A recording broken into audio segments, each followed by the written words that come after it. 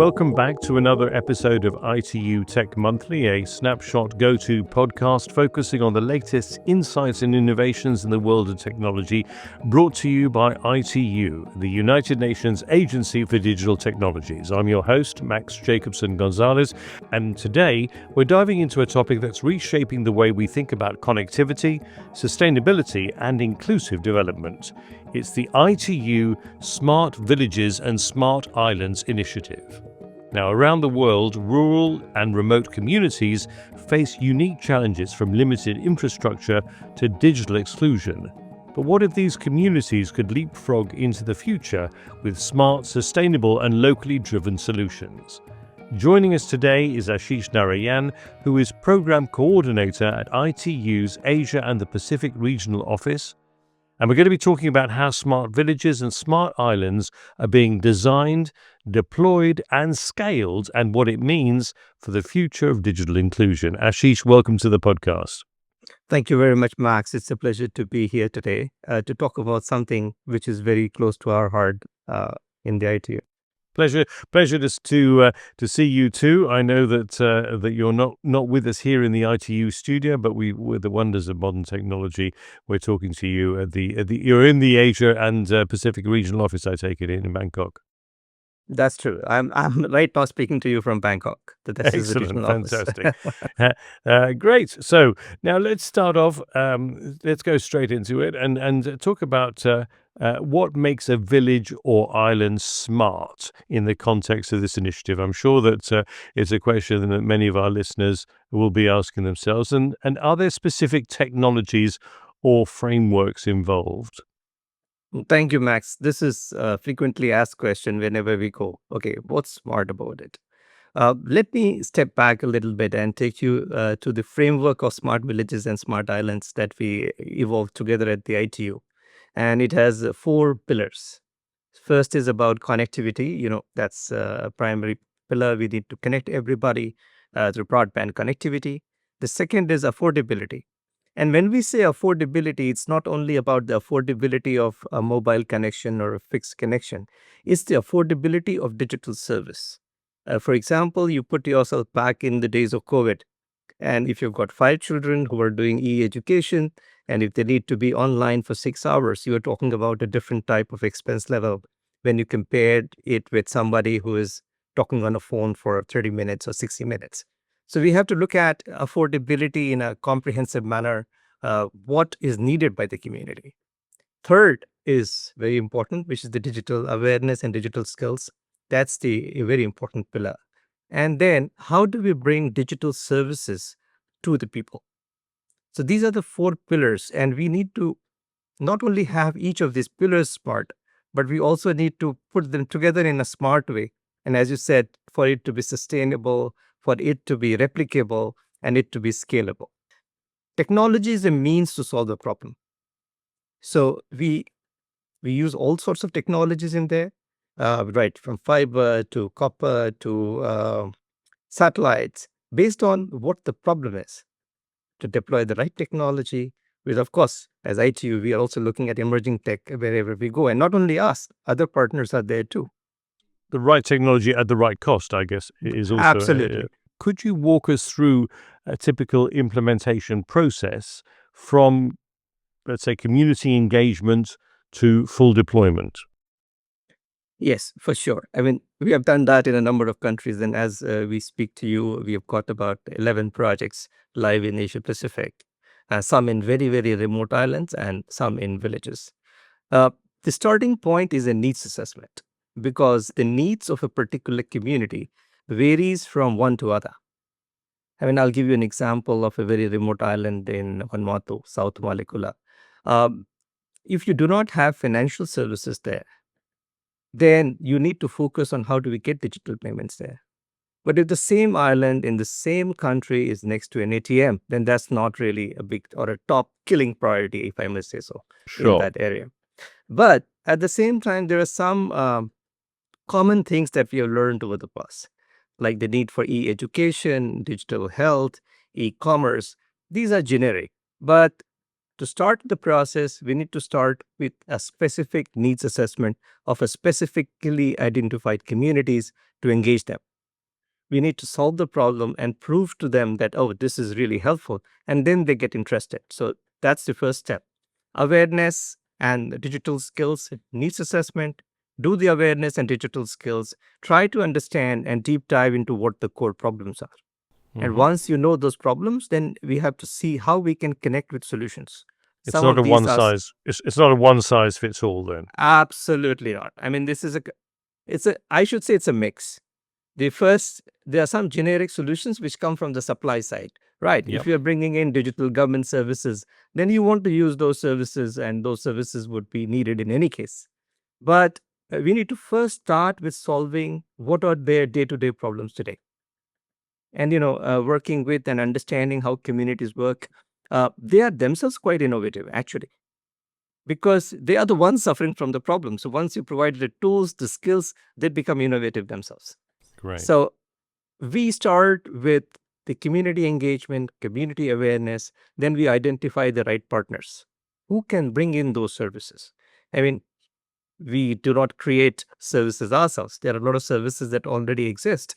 And if we look at post-COVID scenario, there has been an accelerated way to digitize services.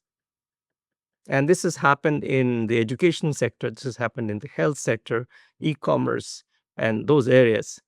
And now, because the supply side is also growing at an accelerated pace, if we can provide the right connectivity, the right awareness, right skills, along with the skills, so that they access online safely.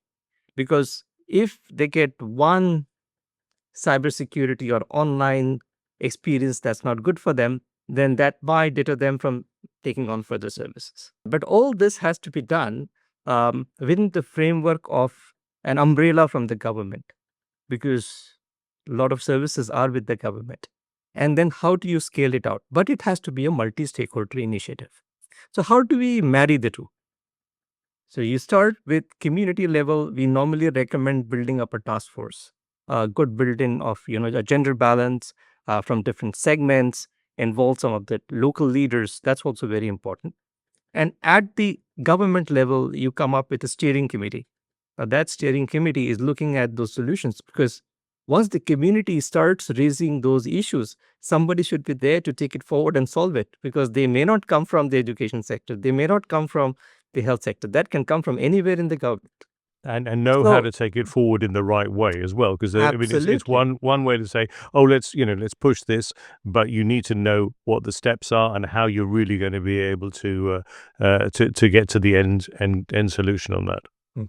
I must say that the role of UN agencies is very important. And as Of ITU, course. we are part of the UN country team. A lot of UN resident coordinators have supported this initiative, because that helps us demonstrate as one. We all have our own sectoral areas which are very important for us. Just like the governments have that in their own area, industry have that in their own area. So it is, I should say, digital transformation at community level. Are there any success stories that you could share, or a case study that might be able to illustrate the impact of the initiative on the ground? Sure. Since you said smart villages and smart islands, let's pick one smart village and one smart island. Sounds good to me. So let me start with Pakistan. So Yep. in Pakistan, there's a village called Gokina. And what we found out there was that there's a girls' school and there are no science teachers. So if you don't provide access to those curriculum, then that's a deterrent to STEM education. And Pakistan, fortunately, they also have e-education providers. So there was an e-education provider who came in, and then that e-education provider started through ITU, started providing those services in the village. So it was a joint project of ITU, Huawei, and government of Pakistan, and those services. So all classes would happen with teachers who are physically present, while science would happen online.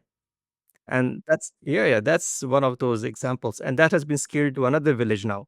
And let me now take the other example of a smart island, which is Vanuatu. Okay. Yes, I've been there. Yeah, absolutely. Eh, Wonderful. So in Vanuatu, the challenge was digital payments. So the nearest point of access was a banana boat away, which is $150 one way. Wow. So if you want to withdraw $70-$80, you have to spend Exactly. I was doing the maths already in my head. Yes. Yeah. But the country has telecom operators and there are mobile Indeed. money providers. So Yes. the government, the industry, the stakeholders, community engagement, digital skills, all that work together. And with that improvement in quality, I mean, people want to do digital payments now. Hmm. In fact, they start. It's sort of we didn't imagine, but actually the community wanted to make oil and sell it, and then Ministry of Trade and another entity they provided training on how to make oil, Hmm. and they actually made oil, and they are calling it Smart Islands Coconut Oil. Okay. Yes. And what we learn now is they're building a business center over there with their own resources uh, to build on the I mean, e-commerce. the thing about Vanuatu is there's lots of little tiny archipelagos all Yes, over. yes. So, I mean, I think there's not just the physical distance, but I imagine there must be the difficulties in terms of the infrastructure as well. So, I mean, that definitely sounds extremely positive. Yeah. Let me pick up a health sector. Now, another village where there were no clinics there. And then e-health provider came in. And this again, I'm going back to Pakistan, where a digital health provider came in. And when we did the study a little bit later, it was, of course, very popular. What we found out was most of them who came to the clinic were women. So it enabled an access to women in doing that. And that's Right. what in all smart villages and smart islands, we try to focus on the vulnerable population, which Great. is women, youth, persons with disabilities. Hmm. And the elderly, the aged population as well. That's fantastic. Look, I wanted to ask you, what's next for the Smart Villages and Smart Islands initiative? Are there plans to expand and or evolve the model? Yeah, that's a very good question. And actually, I would like to first say that when we started, there were a few partners.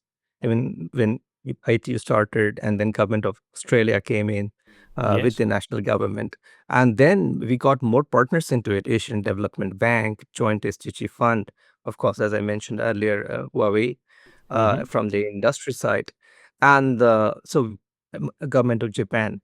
So as we went on, more and more partners expressed interest in joining the initiative. The second and the very important thing is when you want to scale this out, now one island is not going to solve the problem for the country. So Of basically, course not. Yeah. you need to come up with a replicable model. What is the beauty in this? This is a whole of government approach. So you build skills together, you have a common reusable connectivity, and then this becomes a conduit for different government agencies, academia, for industry to provide services in a holistic manner, thereby enhancing the sustainability. So this is what it is. And now we are working with the governments, and a lot of governments are interested in scaling on how this can be scaled out within the country. And of course, there are new interests from other countries to see how it can come in those countries. So both sides, yes, of course. But as I said, it is nationally driven. Most of this is coming from national interest. And we look forward to doing and working with our members on more and more smart villages and smart islands. That's excellent. And essentially, it's what ITU does best. It's to get all the right people together and make sure that they're all working together for a common goal, and to very much use technology for good. But a big thank you to you, Ashish Narayan, for sharing your insights on building smarter, more connected communities, no matter how remote. I'm sure we'll be catching up with you again at some stage in the not too distant future. Thank you very much, Max. Thank you very much, all those who are patrons of smart villages and smart islands. Thanks. Indeed, I'm sure we thank you. Thank you all from the bottom of our hearts, absolutely, without a doubt. Smart Villages and Smart Islands Initiative, it's a powerful reminder, I think, that innovation doesn't just happen in urban centres. It can and must happen everywhere. And when it does, it can transform lives, empower communities, and brings us closer to a truly inclusive digital future. And if you'd like to learn more, do visit our website at www.itu.inc. and explore the resources on smart villages and smart islands. And don't forget to subscribe to ITU Tech Monthly wherever you get your podcasts for more exciting discussions on the latest technological advancements and their impact on our world. Until next time, stay curious and keep innovating. ITU Tech Monthly is recorded at ITU headquarters in Geneva and remotely as well.